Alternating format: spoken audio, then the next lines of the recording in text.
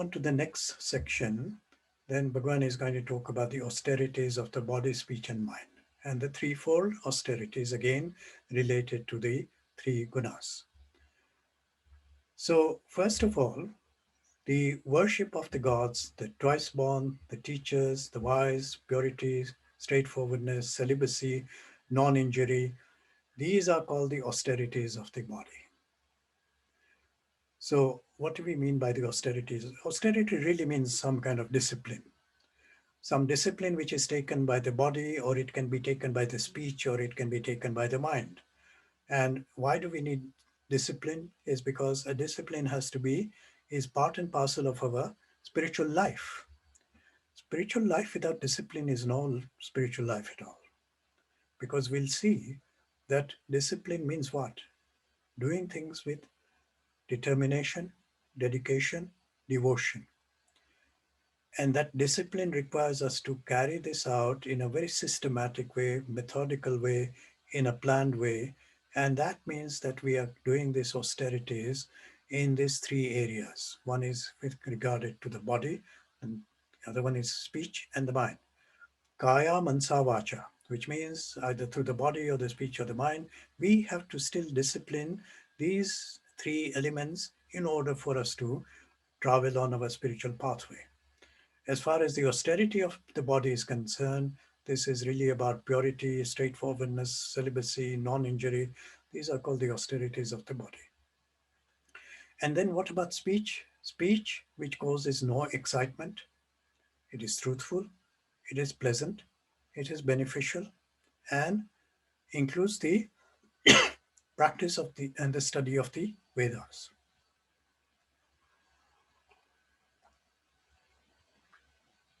These constitute the austerity of speech.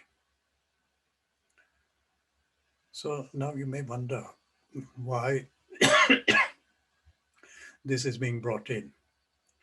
So speech is very much a part of our expression to the world. When I sing, when I speak, when I utter anything, through the power of my speech, it is really an expression of myself. And therefore, it has to be truthful, pleasant, and beneficial.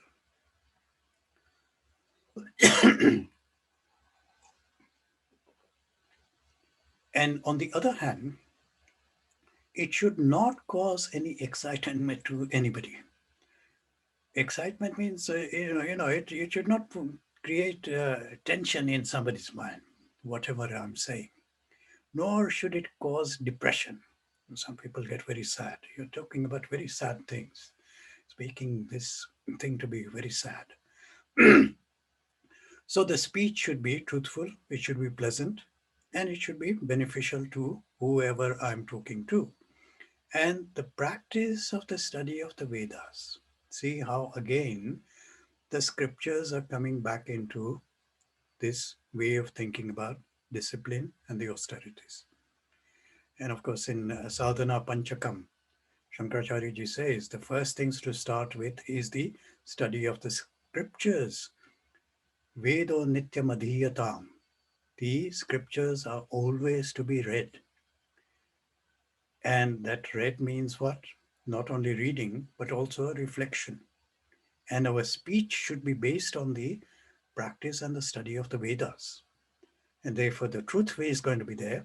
The pleasantness is going to be there, because if I'm practicing ahimsa, then that particular pleasantness is going to be there. The idea of being doing things for the greater good, that implies that it is going to be beneficial as well.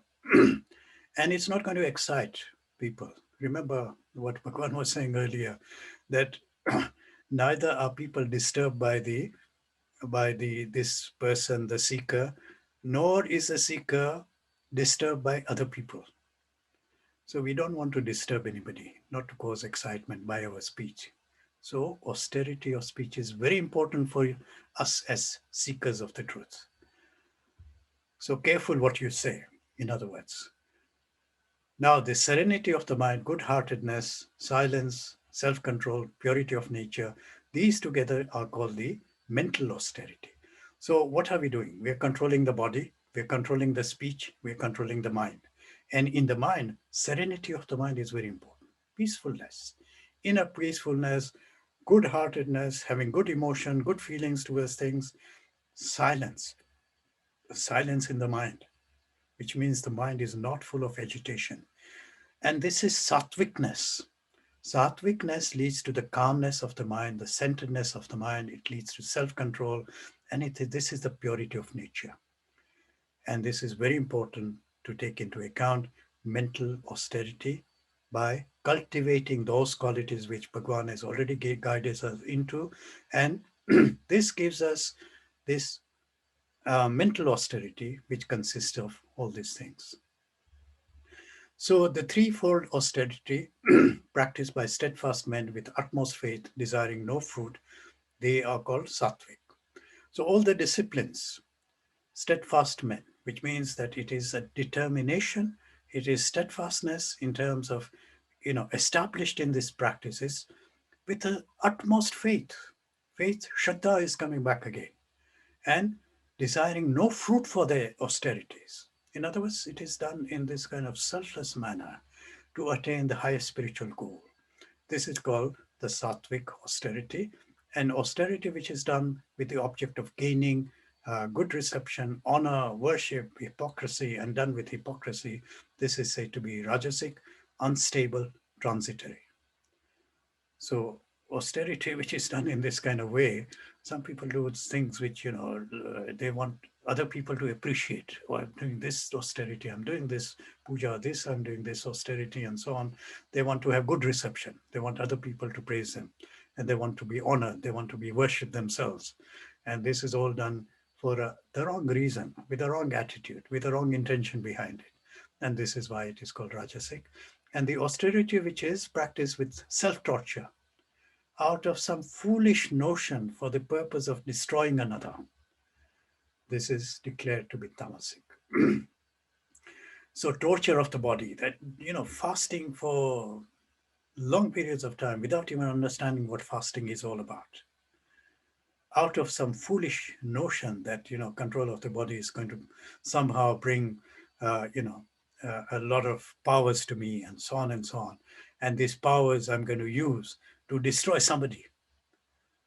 There are people like that who think like that. They think, okay, I'm going to do a lot of austerities, and my only purpose is to destroy this person who is disturbing so much. This is really a tamasic way of doing austerities. So the threefold austerities, and if you think about discipline, do it in a balanced way, with this kind of steadfastness, with faith, utmost faith, and do it so that we are not kind of looking so much about, what is it which I'm going to gain out of these things. Just do it because it needs to be done.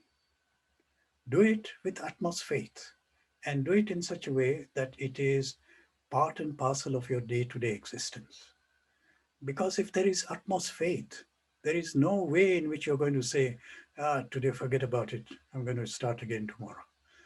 This is what happens. The steadfastness is also important in terms of the sattvic austerity. And therefore, moving away from the tamasic austerities and the rajasic austerities, we want to attain a sattvic austerity by these three things which Bhagwan is telling us to cultivate: steadfastness, utmost faith, and also not desiring the fruit of our actions.